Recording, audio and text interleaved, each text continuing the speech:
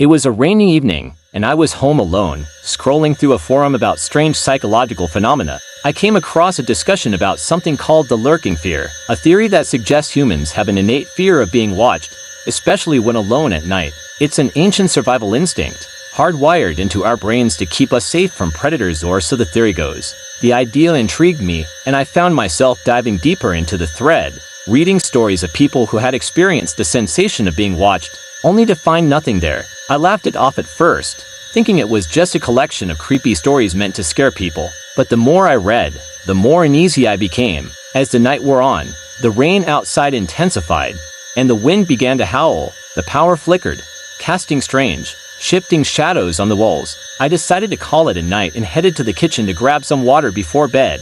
As I stood there, filling my glass, I suddenly felt a prickle at the back of my neck, like someone's eyes were on me. I froze, my heart pounding, every instinct telling me to turn round, but I hesitated, too afraid of what I might see. The feeling grew stronger, more oppressive, as if something was just inches away, breathing down my neck. I couldn't take it anymore. I spun around, expecting to confront whatever was there. But the kitchen was empty, just me, standing alone in the dim light. I let out a shaky breath, trying to convince myself that it was just my imagination, fueled by the stories I had been reading. I quickly finished my water and went to bed, determined to forget the whole thing. But as I lay there, trying to sleep, I heard a faint noise like a door creaking open, followed by the softest of footsteps. My heart skipped a beat. I knew all the doors were closed and locked. I lay perfectly still, too scared to move, straining to hear any other sounds. The footsteps continued, slow and deliberate, moving closer to my bedroom door, and then, just as suddenly as they started, they stopped.